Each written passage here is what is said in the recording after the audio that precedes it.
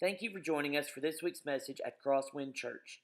If you have any questions about this message or about Crosswind Church, please visit our website, www.crosswindchurch.net, or email us at info@crosswindchurch.net. Grab your Bibles if you have them.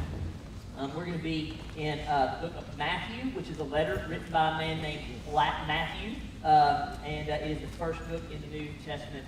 As you're turning there, I want to tell you a story from about 15 years ago or so. I grew up with a dad that flew airplanes, which was pretty cool. And so he flew single-engine aircraft. He was a pilot, and it was pretty common for us on, say, a weekend when we didn't have anything going on to kind of be sitting around the house with my parents and me, to kind of be like, so what are we going to do today? And Dad would go, well, let's go fly, you know? And so we would go and hop in his plane and fly wherever we wanted to, hang out around the town, you know, do whatever. And so I grew up just kind of being in the air. That was just kind of natural for me. And I didn't realize how weird that was until right before Jody and I got married. Jody and I got married in 2001, and the year before, the summer before, some friends of ours in Hopkinsville threw a party for us. Essentially, it was a shower, and it was a co-ed wedding shower. Now, this is not my time to kind of go off on that, but co-ed wedding showers are the dumbest thing since they put peanut butter and jelly in the same jar, okay? I just don't understand them, but regardless, that's what we had, and so I had to go. All of my groomsmen came in from all over the country, literally, all of Jody's bridesmaids from all over the country. They converged on Hopkinsville for this co-ed shower, and so they came in on Friday night, and we kind of hung out Friday night, and then Saturday, we had time to kind of wait. We didn't have anything to go on, and there's really not a whole lot to do in Hopkinsville. A little bit like Union City, after you go drive around town and go to Discovery Park, but, you know, there's not much else to do. And so my dad just kind of made a suggestion, maybe some of your friends would like to go flying. And I thought, well, that sounds like a phenomenal idea. And so I pitched it to my out-of-town friends, and they thought this would be a great idea. They're kind of adventurous kind of guys, you know, and you know, kind of extreme sport kind of guys, I guess you could say. And so we hop in the car, and we head out to the Hopkinsville Municipal Airport, and we get out there, and my dad unlocks his hangar, and he pushes that big rolling door back in front of his airplane, and there it sat. Now, I wish I could tell you what type of airplane it was. My dad has owned 9 different airplanes in the course of my life. I can't remember which one it was at the time, but we go, and my friends, they're like, you know, they're interested, they're intrigued, and so they begin asking Dad questions.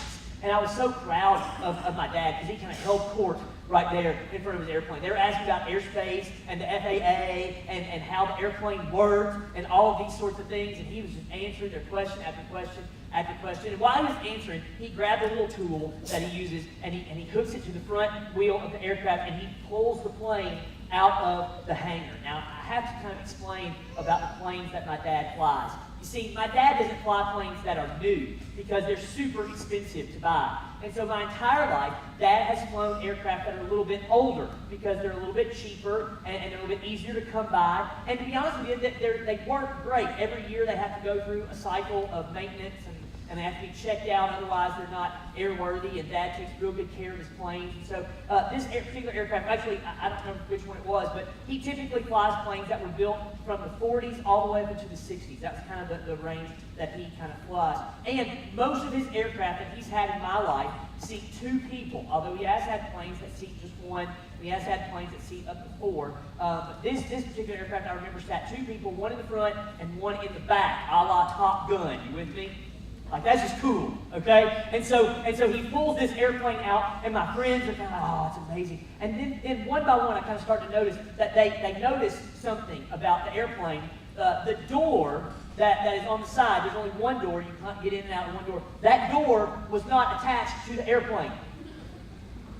It was in a corner of the hangar over there. And I could see one by one they kind of noticed that, and at first it's kind of like not a big deal, and they kind of go on.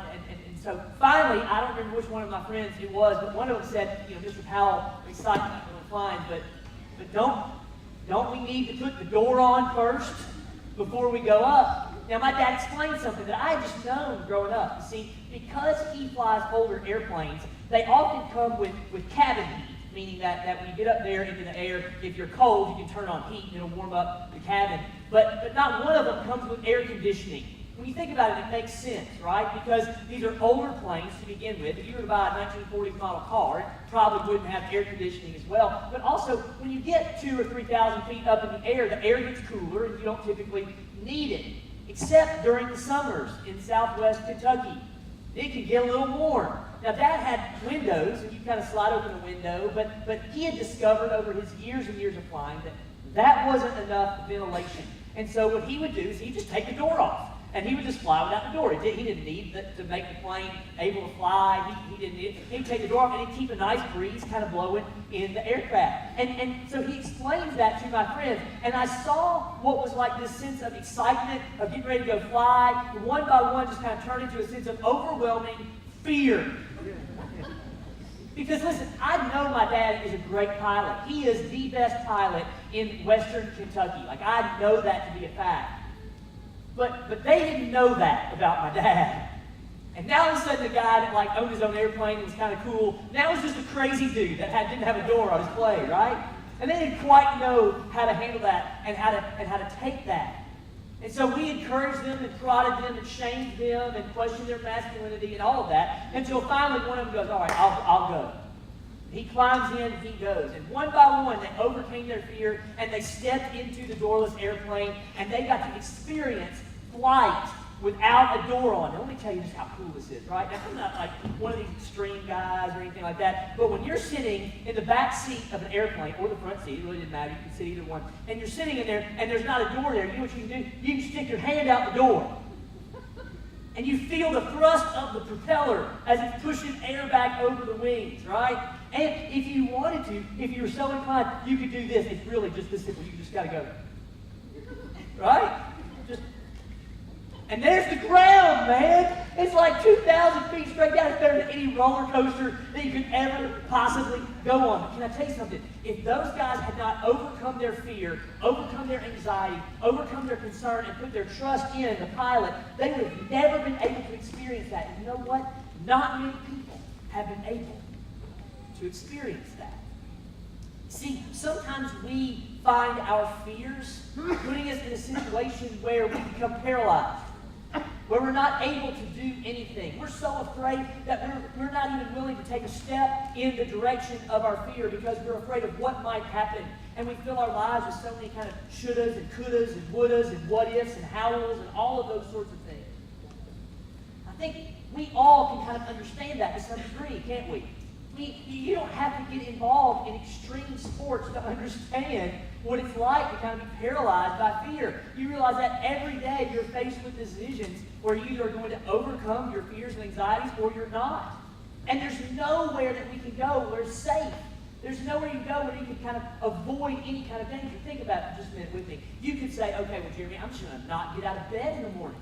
That's the safest place to be. I'll just stay in bed. And if you do that, that's awesome. You might be safe. Or you might be one of the 500,000 people every year that seek emergency room treatment because they fell out of their bed.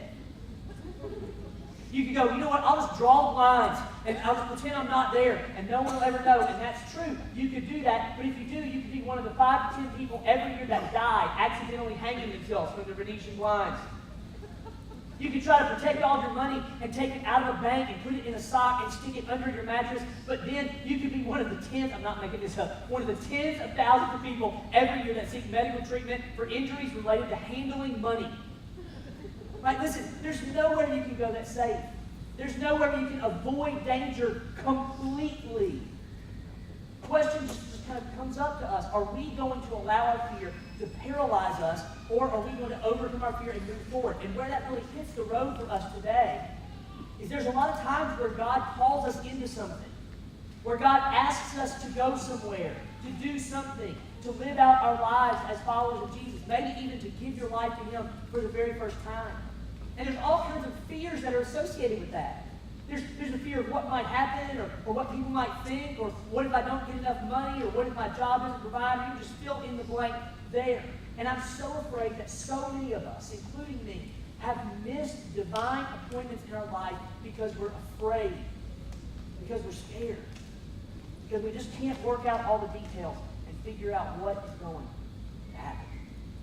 Well, today we're wrapping up our series. Our summer series is coming to an end. right now. This series where we've looked at some of the coolest stories in the Bible, where we've looked at the stories that we tell our children in kids worship and vacation Bible school, and we've taken a grown-up look at them. And I hope you've enjoyed as we've done that, maybe as you've heard some of these stories for the first time. And today, we're going to look at a story that is absolutely one of my favorites. It's a story that Jody and I in our own lives kind of resonate with on so many levels, and it's a story that I hope impacts you in some way today. So if you will, take your Bible and turn to Matthew chapter 14. And before we begin reading in Matthew chapter 14, I need to kind of tell you what's going on at this point in time of the life of Jesus. Jesus is full-blown into his ministry. He's got his 12 disciples, and he's going around and he's teaching and healing and performing miracles and doing those things that Jesus has done and that he will continue to do. And as he does those things, we get word that John the Baptist, his cousin, has been beheaded. In fact, we know that Herod was kind of tricked into beheading John the Baptist, and so Jesus attempts to withdraw with his disciples to kind of an isolated region of the world where he not only would find the opportunity to grieve, but also he would find himself out of the reach of Herod himself. And while he goes and tries to withdraw, ultimately crowds follow him. That's kind of the par for the course with Jesus. Wherever he goes, he draws a crowd. And so there are crowds, thousands of people that are there. And the time comes in the evening when they get hungry and they don't have enough food to feed them. So Jesus finds 5 pieces of bread and 2 fish from the little boy there in the crowd. And he multiplies that, blesses that, and he feeds, the Bible will tell us, 10,000 men, or 5,000 men, excuse me, not counting women and children. So upwards of 10,000 people, 5,000 men is what it says, he ends up feeding there. And that's the context that we're going to kind of pick up with our story today. And I want to read for you, beginning in chapter 14, I want to read verse 20 and 21, just kind of, and then into our story here. And they all ate and were satisfied, and they took 12 baskets full of broken pieces left over, and those who ate were about 5,000 men, besides women and children. In verse 22. Immediately, he made the disciples get into the boat and go before him to the other side while he dismissed the crowds. And after he had dismissed the crowd, he went up to the mountain by himself to pray. And when evening came, he was there alone. But the boat, by this time, was a long way from the land, beaten by the waves, for the wind was against them. Now, let's kind of tell you what's going on here, because there's a reason why I read the final 2 verses of the previous story, which is a cool story in and of itself, and could have found its way in this series pretty easily as well. Can you imagine what it would have been like for the disciples?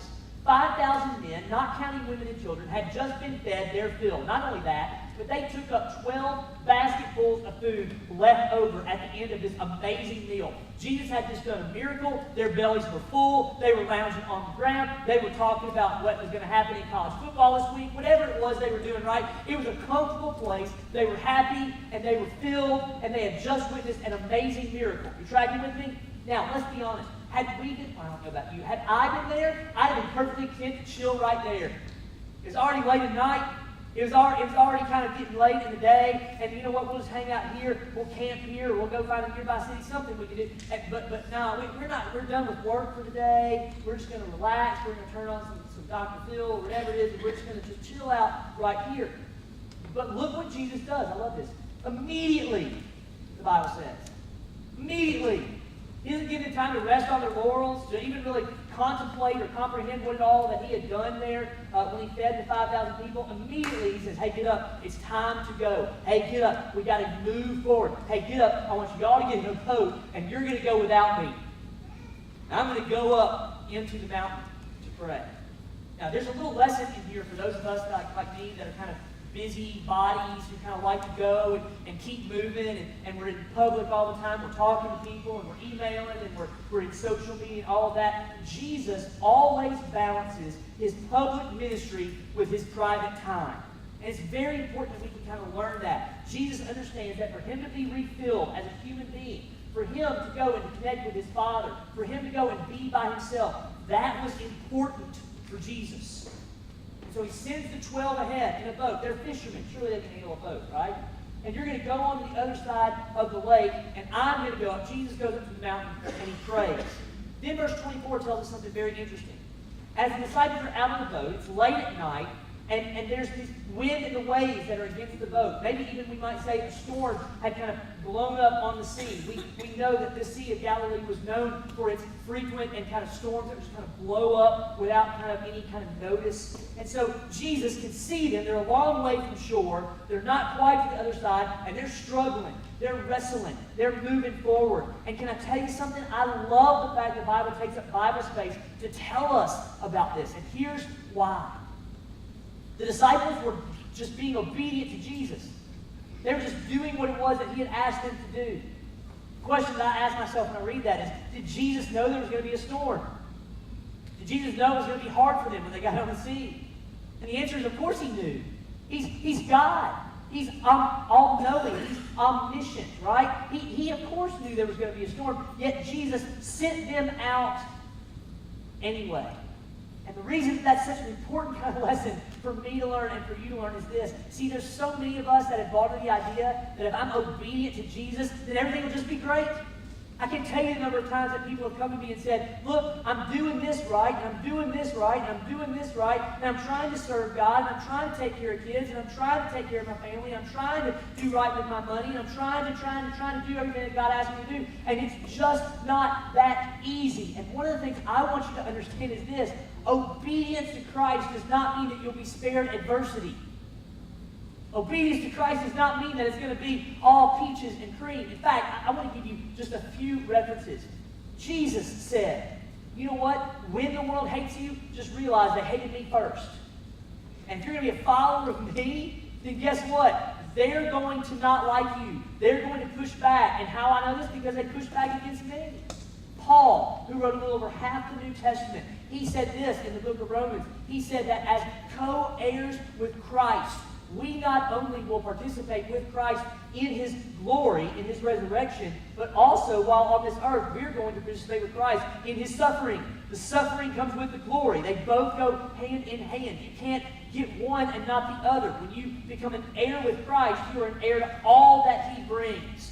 James, the brother of Jesus, would say this: consider it pure joy, my brothers, when you experience sufferings of many kinds, because the sufferings produce endurance in you, make you more mature than you were before.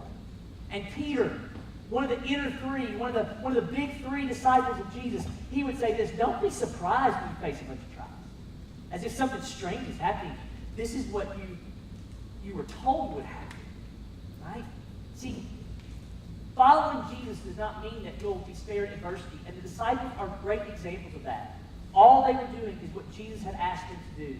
And they find themselves now in the middle of a storm that Jesus sent them into. And that also should be comforting for us, because there's some of you here today who are finding yourself in the middle of a very difficult storm, a very difficult situation in life, a very difficult place, and you're there because simply you were obedient to what Jesus asked you to do. Can I tell you something? That's okay. That's okay. And we're getting ready to find out why in one of the coolest little parts of Scripture ever. We read through verse 24. I'm going to start in verse 25. And in the fourth watch of the night, this is about 3 o'clock in the morning, he came to them walking on the sea.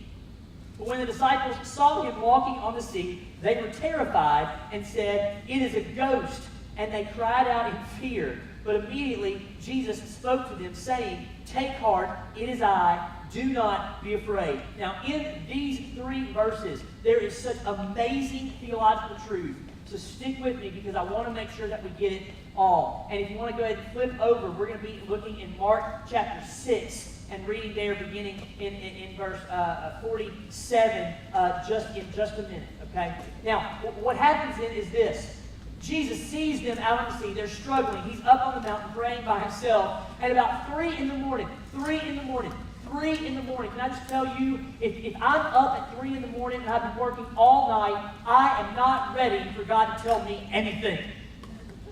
Right?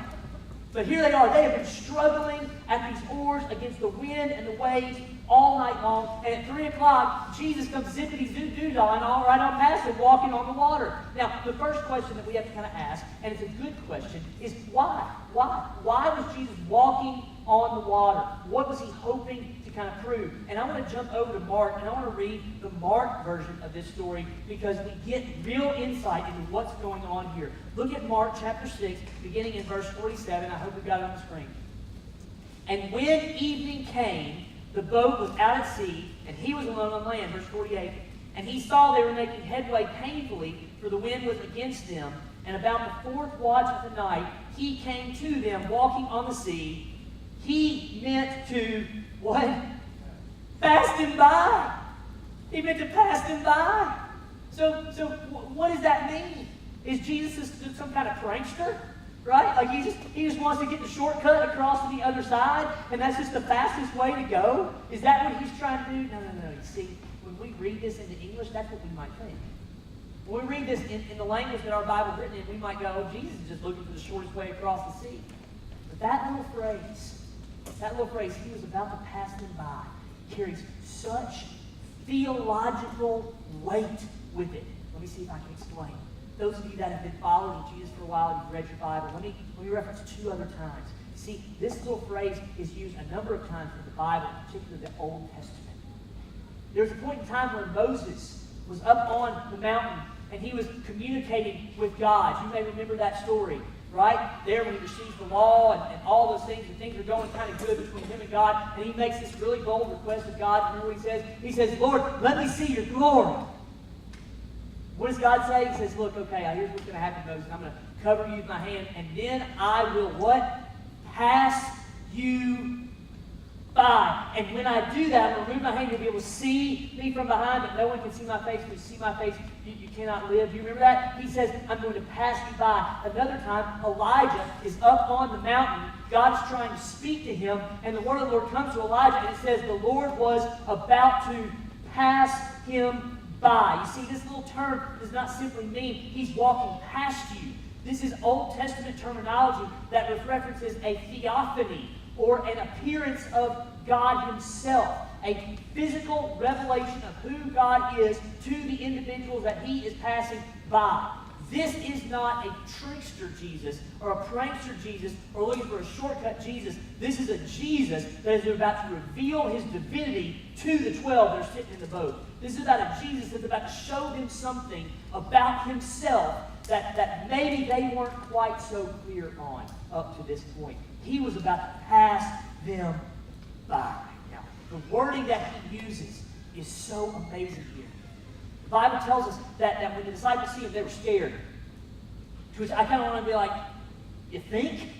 Right? I mean, come on. You've been struggling all night, it's the middle of the night, all of a sudden you see Jesus, he's walking on the water, and they think it might be a ghost. I got to be honest with you, that's probably what I think too. Would Jeremy be scared? Absolutely, I would be scared. Right? And they see him, and they think it's a ghost. And look what Jesus says to them. I love this. He says, take heart. It is I. Now, again, we look at the English and we just say, Jesus going, hey, it's me, don't worry. And there's certainly some truth to that. But there's larger ramifications for his words when we look at the Greek language, which is what the New Testament was written on immediately. In fact, I want to give you a little Greek phrase today that you can kind of remember. You may need to write it down. It's the Greek phrase ego eimi. That's exactly what Jesus says. Ego eimi. It's two Greek words, ego and eimi. And literally, when we translate it, it doesn't say it is I in the English. When we translate it literally, it means I am. I am. Now, the Greek language is a lot like Spanish or French. When you conjugate a verb like to be, like am, the noun goes with it, right? You can say the noun, and you don't have to put the pronoun. You don't have to say I or me or you or Jeremy. It just kind of goes along with the verb. The same thing is true with Greek. But in this particular case, they not only put the Greek word for I am, they put the pronoun word for I as well. And what that means when we read that in the Greek language is that the I is emphasized. The I is drawn attention to. We want to make sure that we see that. And not only does Jesus emphasize the I, the me, look at me, right? But he evokes the covenantal name for God, Yahweh, which we translate as I am. And so what Jesus says here is not just, hey, it's me. Ultimately, he reveals to himself, I am the I am. And what he reveals in this little bitty phrase is, hey, you need to take heart and not be afraid because God is standing before you. I'm in control of everything. He passes them by and reveals himself to them. Now, I would love to have known how all 12 disciples responded to that.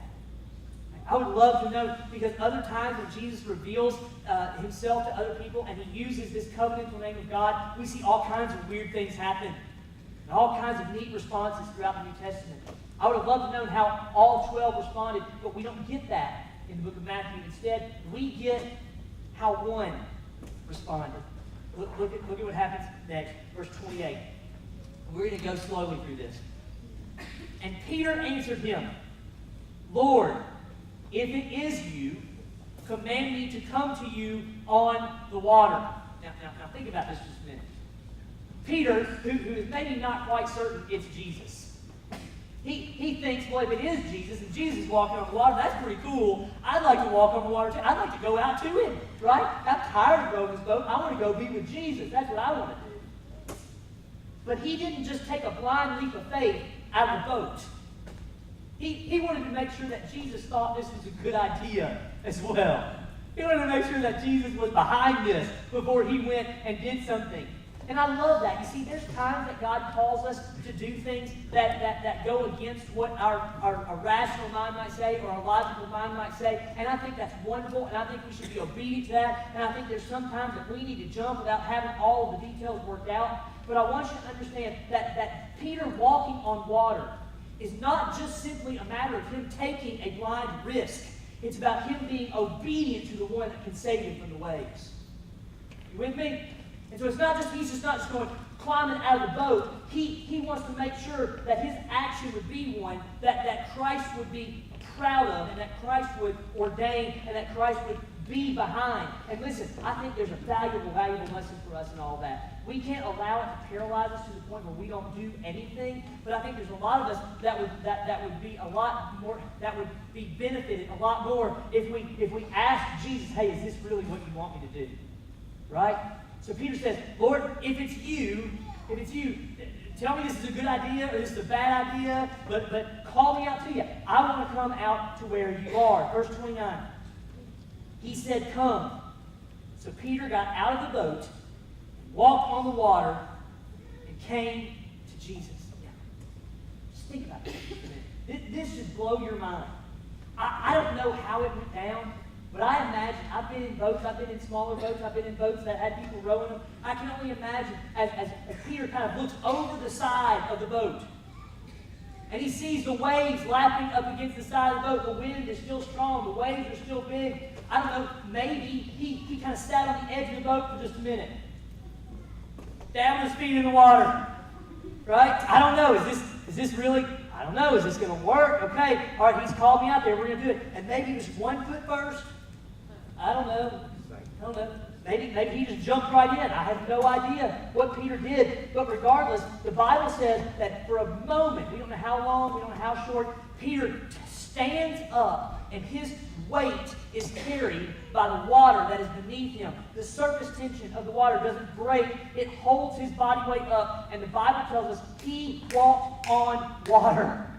Now, last night, I was talking to my daughter, Abby, about this text. We were putting her to bed, and I was telling her that we were going to talk about the story about somebody. I said, Abby, tomorrow we can talk about somebody that walked on water. She's a pretty smart kid, so she was like, Dad, we know who it was. I'd say somebody. And I said, well, who was it then? She said, well, it was Jesus. He walked on water. And I said, yeah, but who else, Abby, walked on water? And she said, oh, well, he didn't really walk on water, so he got scared he fell. See, I think a lot of times we think about Peter falling. We forget the fact that up through verse 29, he walked on water. He's one of the only people in the world besides Jesus that knows what that feels like. To feel the water underneath your feet, maybe lapping up above your foot. To know what it's like to take a step in a liquid that otherwise he would sink in, but for some reason supports his body. Can you imagine, just for a minute, can you wrap your head around how amazing that must have felt? How wonderful that would have been. What a rush that would have been. Can you imagine, just think years in the future, that long after Jesus has died and ascended to heaven, Peter's sitting around and he's talking to kids, maybe sharing about the gospel with them, and he gets going, you know what I did once? Through the power of Jesus Christ, I walked on water. How cool is that? How amazing is that? And I don't know if it was a long period of time, I don't know if it was a short period of time, but we know that he walked on water. Look what happens next. This is the part that we all remember. Verse 30. But when he saw the wind, he was afraid. And beginning to sink, he cried out, Lord, save me. Jesus immediately reached out his hand and he took hold of him, saying to him, O you of little faith, why did you doubt? Forever we'll know Peter as the guy that started to walk on water but then had some fears. Started to walk on water and then had some doubts and fell into the sea to have to be rescued by Jesus. Peter failed. But I'm going to submit to you, I don't think he failed as bad as the other 11 that stayed in the boat. I don't think he failed near as bad as the others that didn't even have the unction to step out of what was safe into the unknown and the arms of Jesus Christ. And although he didn't make it all the way, and although his faith kind of lacked in some ways, and although Jesus in fact did have to rescue him from drowning in the sea, he knew what it felt like to walk on water. Look what happens next. This is the natural reaction, by the way, when God reveals himself to you. This is what occurs. Verse 32. And when they got into the boat, the wind ceased. And those in the boat worshipped him, as in Jesus, saying, Truly you are the Son of God. You see, when God reveals himself to you, when he passes you by and makes himself known to you, there is only one response, and that is to worship him. Every Sunday, our worship team gathers and we pray. And our prayer is simply this, that God would reveal himself to us here, that our worship might be a response to his revelation of himself to us. Because when Jesus reveals that he is in fact God to his disciples, their only response is to worship him. Now check this out. Peter's still soaking wet. He's over in the corner of the boat. I hope somebody handed him a blanket or some dry clothes, right? Who knows? But they aren't turning and looking at Peter and going, man, you have such little faith. No. Jesus doesn't continue to chastise him and rebuke him. No. Jesus gets in the boat and they bow down and worship the God who controls the storm and the God who can make it so that Peter can walk on water. But for Peter to experience that, Peter to have that experience and to go through that, he had to step out of what was comfortable, of what was safe, of what was secure, and into the unknown. Peter had to leave his point of safety and enter into a storm so that he might find out where God is. Can I be honest with you? Y'all, we are in the same position that Peter is. Every day, God calls us into an unknown. Sometimes it's frightening, and sometimes it's scary, and sometimes we don't have all the details worked out, but he calls us into a place where it might just be a little scary, and maybe even he calls you into a storm, and he calls you to step away from what is comfortable and what is known and go into an area that is unknown. Can I just tell you why this resonates with Jody and I so well? In fact, I taught this text at my final sermon at Pembroke Baptist Church when I was a youth minister there. I want to give you some circumstances that surrounded that. Jody and I, when we found out that we were called to the ministry, knew that God, I wanted some schooling. Like, I wanted to make sure that I understood what was going on. If I was going to stand up and teach people the Bible, I wanted to make sure that I understood at least most of what was going on in there, right? And so I knew I was going to have to go to seminary because I wasn't smart enough to figure it out on my own. And so we decided that we were going to go to school in Fort Worth, Texas. We got married in January, and our plan was to wait until August and then go and enroll in Southwestern Seminary in Fort Worth, Texas in August. And in the meantime, I was working 2 jobs. I was a part-time youth minister at a church in Pembroke, Kentucky, and I was a part-time PE teacher at Heritage Christian Academy. I was in no way qualified to teach PE. It was like kickball every day. Like, what do you want to do? Let's play kickball. Okay, let's do it, right? And as long as the kids didn't get hurt and like nobody bled too bad, we only had 1 emergency room visit the whole year, then everything was kind of cool, and I kind of did that. And Jody was so blessed. She got hired as a full-time sub. She took over somebody's sick leave, and she was a sub and finished out the year at one of the local middle schools there in Hopkinsville. And so as May rolls around, we're preparing for our move. We had already gone out and visited the campus and kind of looked around at some apartments. We kind of knew where we wanted to live and those sorts of things. And it wasn't going to be hard to move at that point because we weren't really making any money. I think combined we made about $16,000 a year when we first got married. And so we it was not a big deal. We didn't have any kids. We had a little dog. That was about it. And so May, as the school year was ending, the headmaster of the school that I worked at called me into his office, and he said, "Here's the deal, Jeremy. We want you to stick around. And I know you want to go to school, but I want to provide for you another option. Here's the deal. I want to make your position not part-time but full-time, and I want to take you out of the gym where I know you're not comfortable and certainly not qualified, and I want you to teach biology."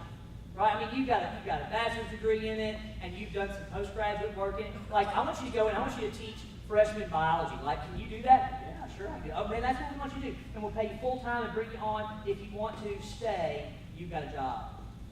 Within a few weeks of that conversation, Jody comes home, and her principal at Christian County Middle School had come to her and said, "Look, we love you. We think you're an asset to the school. We really want you to stick around, and we think we can find you a full-time job if you stay here next year. We'd love to have you."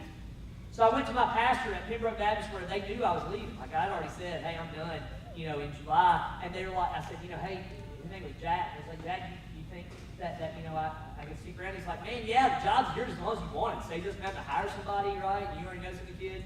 And I was like, "Okay." And so Jody and I went home, and we were like, "Look, talk about security. I already know all these people.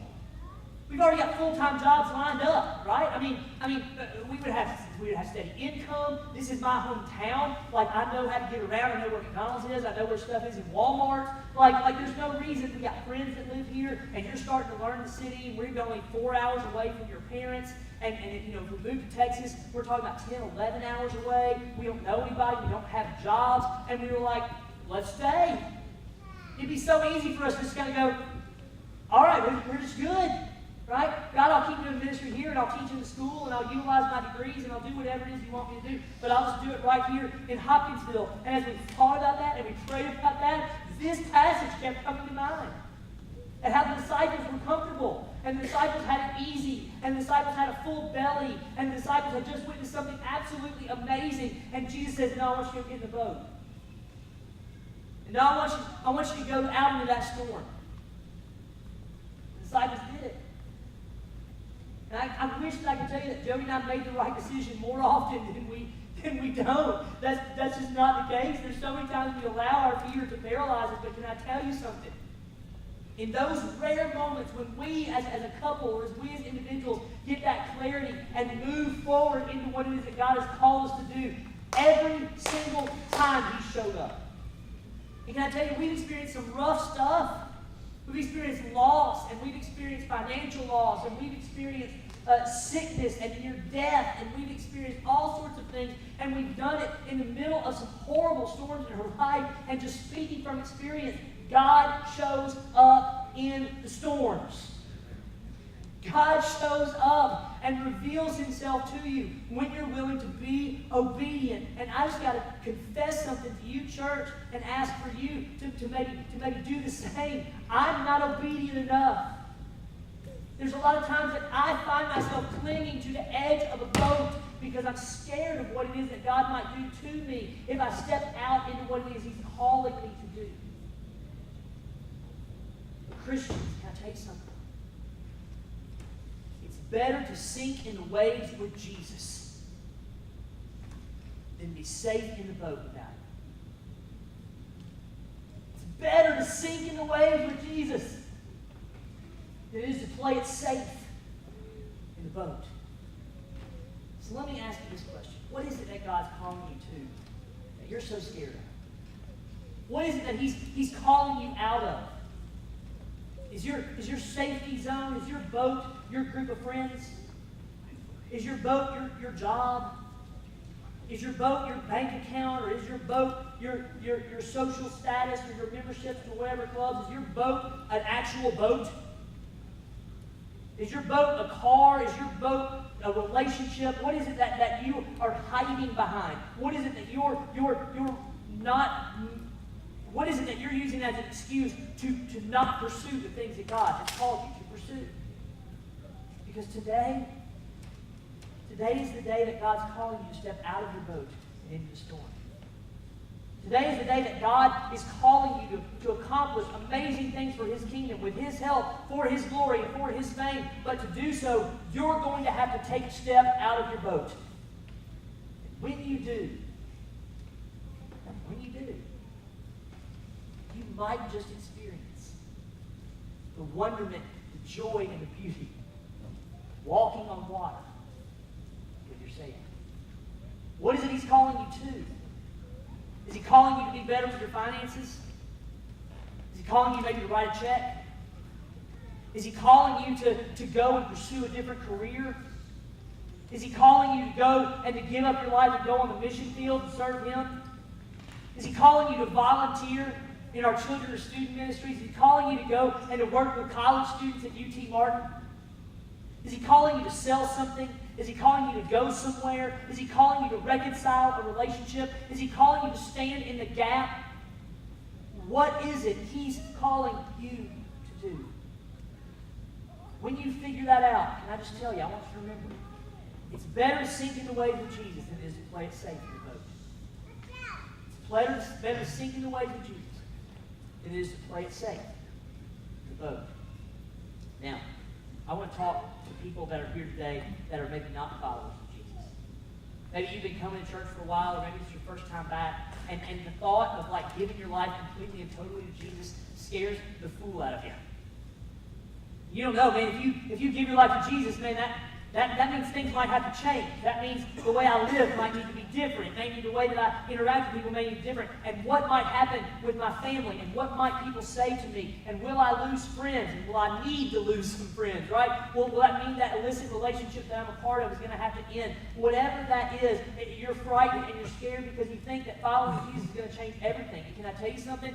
You're right. Following Jesus does change everything. But it is tons better for you to sink in the waves with Jesus and to walk through the storm with Jesus than it is for you to stay in the boat of your security your entire life. Today, I wonder if in just a minute Kyle's going to come and he's going to sing, and we're probably going to sing about holiness again and what it is that God wants from us. And can I just tell you, when you do that, would you be willing today to take a step out of your boat? Maybe the boat you're in right now is that seat you're sitting in or that row you're sitting in. Will you step out of that and come find me? And let's talk about how today you can give your life to Jesus Christ. Let's talk about how today you can step towards Him. And maybe it's in the middle of a storm, or maybe it's a period of calm and peace right now, but either way, He's calling you out to Him. The last thing I want to say is this. Crosswind Church is, correct me if I'm wrong, 12 years old, something like that, 12 or 13 years old. And when this church was founded, a group of families, from what I can understand, 5-ish families, the story kind of depends on who you talk to, 5 families. They met together in a home, and here's what they decided. Love this. We think God's calling us to do something different. We think God's asking us to kind of step out of something that's comfortable. Churches that are already established. Churches that have full staffs. Churches that have big budgets and big buildings and lots of land. And churches that have buses and programming, all that. We think God's calling us out of that. And the reason we think that God's calling us out of that is because there's so many people in our community and in our county that are unchurched and unreached, who the gospel has not even gotten to. And there's so many people in our area who are disenfranchised from church and wouldn't fit in at a particular church. And we want to provide a safe place where they can come and be welcomed and be brought in and be told this is what Jesus requires of you and this is the grace that you receive from Him. And they wanted to provide a place where people could come and know Jesus. And so they struck out. And And they stepped out of their boat. And can I just tell you, it was hard. There's some of you that are here that were there. There were other people in our community that didn't believe in it, that thought it wouldn't work, that said bad things about these families. There was ridicule, and there were torment, and there were problems where finances were an issue, and there were problems where organizational structure was an issue. There were issues that they had with staff members and with pastors and with things that just went horribly wrong, and nothing happened the way, in some cases, the way it was supposed to. But nonetheless, there was a group of people always that remained steadfast. This is what it is that Jesus is going to do. And though there were times when maybe that they felt like they were sinking in the waves, Jesus never left their side. And in 12 or 13 years of pursuing Christ, they built a building. And they grew in number. They hired more staff. They saw people coming to know Jesus. Church, I want you to be challenged today. What once was a spirit of adventure, but once was a spirit of water walking and getting out and going and seeking Jesus in whatever storm he may be in, that so very easily can turn into a sense of security. Where all of a sudden you've got a building. There's nothing else to move for. Our building is a safe place. We pave our parking lot. That's great. That's wonderful. And there's no reason for us to ever leave our campus now.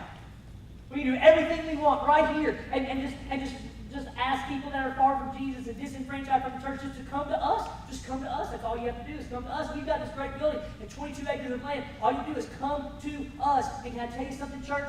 Just because we've got a building, that doesn't mean we need to make it our boat. Amen. Just because we've got a campus, that doesn't mean it needs to become another boat. Just because we've got staff, and just because we've got programming, that doesn't mean it needs to become a boat. Crosswind, please hear my heart. Jesus is calling us to step out of our boat. And he's calling us to walk onto the campus of UT Martin. And he's calling us to walk onto the campus of Obion Central. And he's calling us to walk on the campus of Union City. He's calling us to walk on the campus of South Fulton and Westview and wherever else that they'll have us and take this good news that has transformed our lives and share it with as many people as will hear us. But we have got to have you. We've got to have you that are willing to go, you know what? I have. I bought my chair when we moved in this building. It's my boat right now. That's where I'm going to do church. Today, Crosswind, you step out of your boat. You step out of what's comfortable. Walk into the storm. Because I'm convinced that Jesus is in the storm. We may fail. In fact, can I just tell you, we probably will. We may get it wrong more than we get it right. But I would rather sink in the waves with Jesus and play it safe in the boat. Christian, can we stop playing it safe? Can we pursue Christ in the midst of whatever storm we find ourselves in?